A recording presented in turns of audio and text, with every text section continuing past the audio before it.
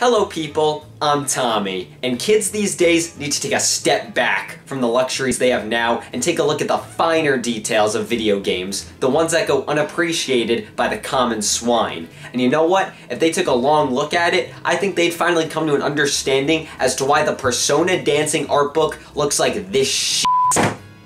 This game makes my eyes happy. If you've ever had a reaction like that, then you're sure gonna want to invest in that video game's art book if it exists. The art book, a simple yet very effective way to get big fans of a video game to cough up a few extra ducats for some behind-the-scenes content. Art books have a wide variety of different shapes, sizes, and features. Some art books just show characters and concept art, while others go way more in depth. Today, I'll be going over the art books I have in my collection, and see just how much they add to a single game or franchise. A way to sell art books to people is have said art book appear alongside a video game release as bonus content. That either means the game comes in a bigger case, they make the art book the size of a typical video game manual, or whatever the Persona Endless Night collection did.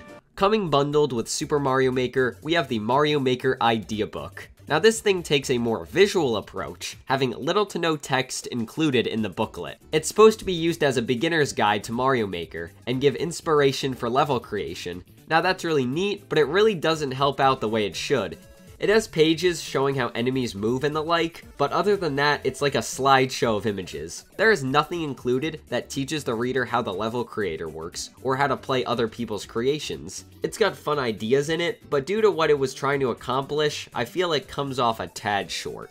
The Art of Danganronpa Trilogy art book came in the game's case as free bonus content, and it is very fine. Skimming through it, you see Bear, Pink Bear, Bear family, and a bunch of people who die. Not much to say here, it's a pretty bare bones art book, but I can't complain, it's free content that ain't hurting anybody.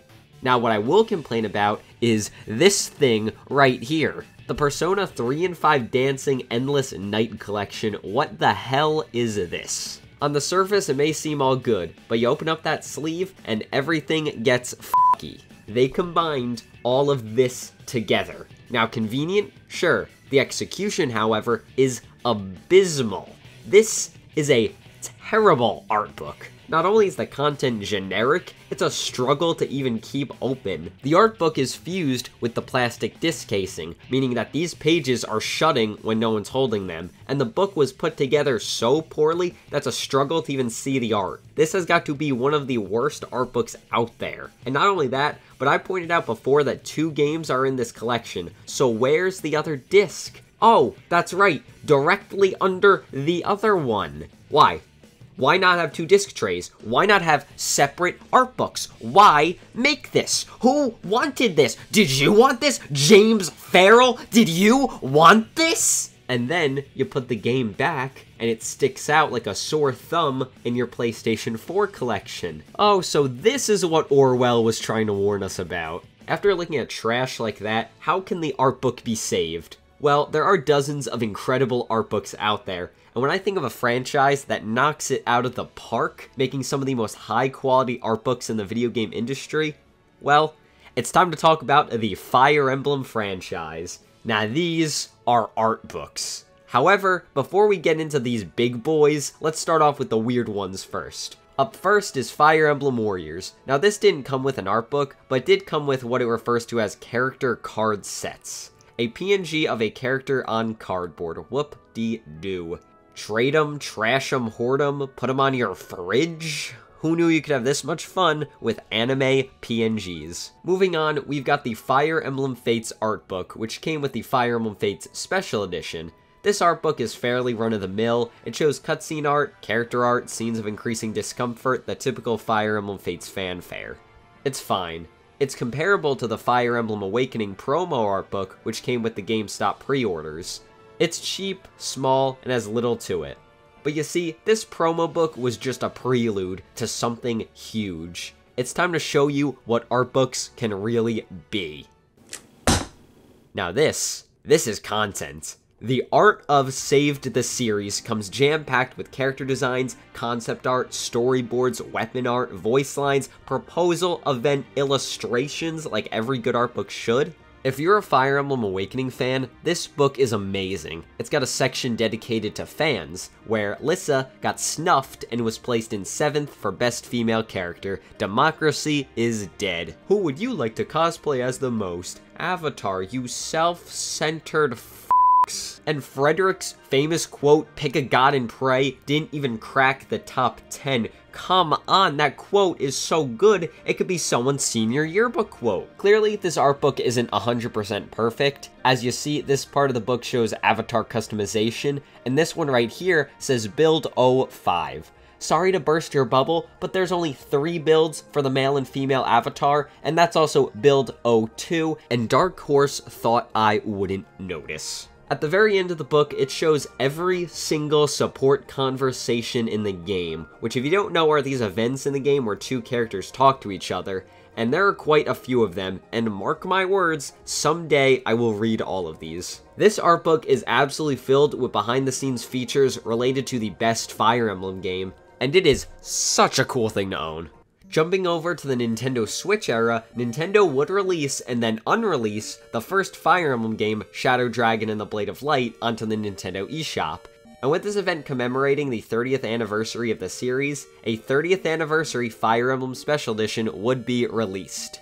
Inside includes a code to a 30-year-old game that aged as well as milk left out in a desert, a glass Fire Emblem cartridge, no it does not work, I tried, and most importantly, the Legacy of Arcanea art book. The main focus of this art book is on Fire Emblem 1, Fire Emblem 3, Fire Emblem Shadow Dragon, and man-made horrors beyond my comprehension. This art book opens with a tagline, "In the beginning, there was Shadow Dragon, Falchion Sword, and Fire Emblem." Similarly to the opening of the first Fire Emblem game, this is what we call a reference. Anyway, this book shows us a timeline of the 2 wars that occurred during the events of Fire Emblem 1 and 3, and due to Fire Emblem never really having an official timeline, as some games are connected directly while others aren't, it's nice to have something with accurate dates. Now this book's got one thing going for it, and it is character art. The FE1 era, the FE3 era, FE11, 12, Heroes, even BS Fire Emblem gets a mention, and that game was released on the goddamn Satellaview. The game even mentions Codename Steam. You know, Codename Steam, the game that made Abraham Lincoln canon in the Fire Emblem universe. The Japanese-only card games got spotlight, the Fire Emblem TCG that failed miserably, and Fire Emblem Cypher that succeeded and then failed, but at least had some really banger art, like for example, Bantu. Bantu is this old dragon man who is pretty weak in most of the games he's in, but the Fire Emblem Cypher artist must have really liked Bantu, so designed him like a badass fire dragon. This is just a lie. Other fun designs include Worse, who's carrying the vulnerary he turns into in Fire Emblem 3, and the changes in the Arcanea crew's designs throughout the years. FE1's got the classic cartoony designs, love these. FE3's got a fusion of the classic and more modern designs these characters have now. Shadow Dragon's got much more detailed and realistic designs, and FE12, despite it being a steaming load of shit, does have Legion in it, so credit where credit's due, I guess. Just like the art of Fire Emblem Awakening, the Legacy of Arcanea shows just what art books can and should be. A love letter to the fans who love these games, and my god, where would we be without this atrocity? Despite some art books being less than stellar, there are others that truly go the extra mile and deliver for the fans. And you know what? I have become inspired to make my own art book. That's right, the digital Tommy art book full of behind-the-scenes content. Let's take a look.